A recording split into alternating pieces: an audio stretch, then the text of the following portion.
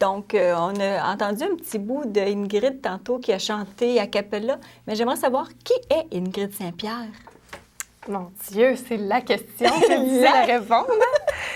Je pense que je suis quelqu'un de très simple.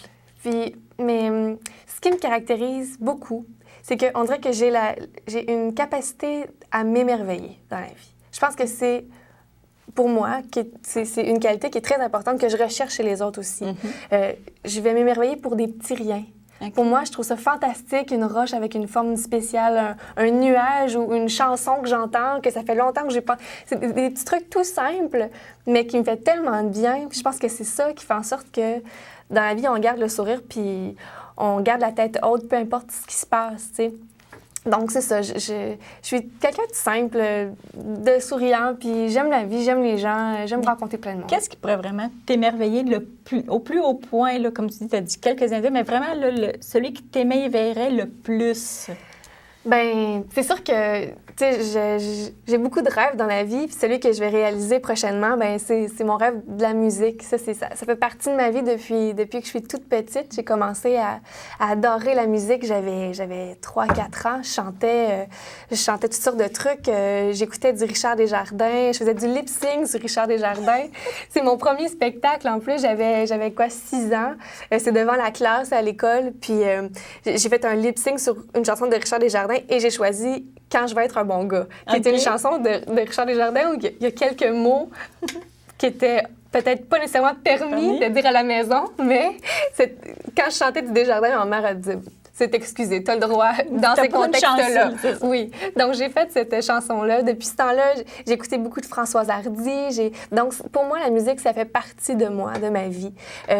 Puis là, ben c'est ça. J'ai commencé à écrire, puis de fil en aiguille, je vais sortir un album. Donc, pour moi, le rêve que je vais réaliser, c'est ça. Le lancement de ton album qui aura lieu le 24 mai. Exactement. Qui a pour titre « Ma petite mamzelle de chemin ». Oui. Pourquoi avoir choisi ça, ce titre-là? Il t'amène quoi? Bien, en fait, Ma petite mamzelle de chemin, c'est une petite parole dans une chanson que j'ai écrite de Mercurochrome et Petits Pansements. Puis, je pense que je l'ai choisi parce que ça désigne bien le parcours que j'ai fait pour arriver à cet album-là. C'est-à-dire que l'album, pour moi, ça signifie, oui, mon rêve que j'ai atteint, mais c'est pas juste l'album qui est une finalité en soi, mais c'est tout le parcours que j'ai fait pour en arriver là. C'est un peu... pour moi, j'apprécie ça. Même les bouts ce qui était plus difficile, tu sais, on a fait des détours, oui, avant de trouver les bonnes personnes, la bonne équipe. Mais pour moi, c'est Ma petite mamzelle de chemin, ça représente le parcours que j'ai fait pour en arriver à ce rêve-là. Qu'est-ce que tu viens de parler du parcours, des embûches. Qu'est-ce qui est peut-être ou a été l'embûche primordiale ou le plus dur pour toi de dire « Ah là, ça, là... » Tu sais, ça a mis comme un petit peu, parce que tu es une fille énergétique, tu dégages... comme je disais dans l'entrevue tantôt, un rayon de soleil. Mais qu'est-ce qui te peut dire, « Oh non, là, ça fonctionne pas », puis ça peut t'avoir mis hors de tes gonds pendant la préparation de ton album? Bien, c'est sûr qu'il y en a beaucoup des trucs comme ça qui arrivent, hein? Surtout quand on choisit de faire de la musique dans la vie. Il faut aussi être conscient que c'est pas toujours facile. C'est un métier qui est extraordinaire.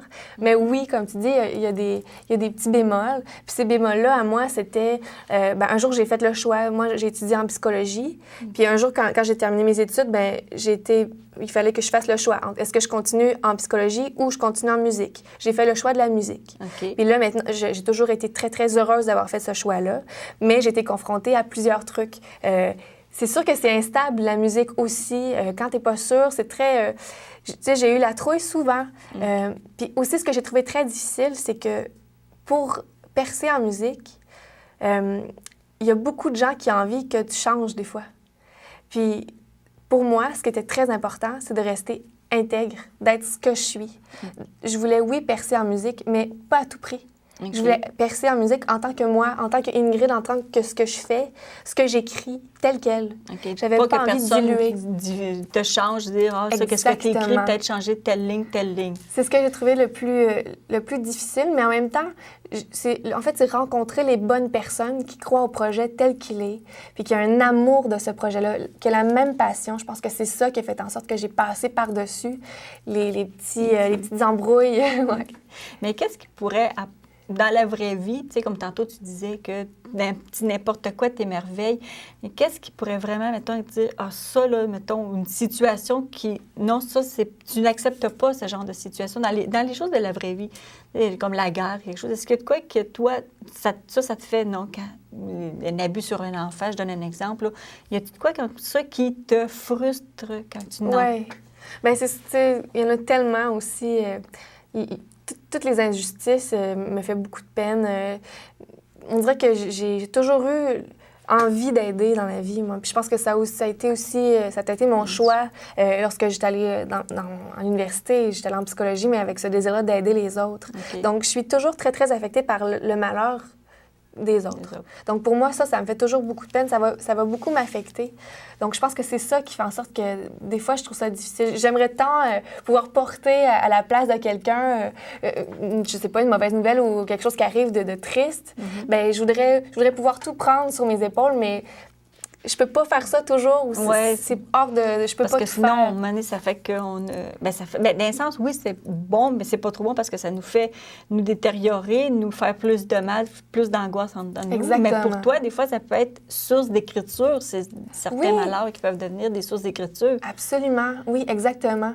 Puis tu vois, j'ai écrit une chanson qui j'ai même pas trouvé de titre encore, mais je l'appelle Les Ailes, E-L-L-E-S. OK. Puis c'est une chanson pour toutes celles qui ont passé des épreuves très difficiles, mais qui s'en sortent la tête haute. C'est une ode aux résilientes, à toutes celles, puis c'est aux femmes. Je cible plus les femmes, mais donc, tu vois, ça m'a inspiré un peu le malheur d'une amie ou d'une personne, ou peu importe. Tu vois, ça m'inspire aussi à quelque part. Donc, il faut trouver le bon dans tout ce qui est plus triste aussi dans la vie.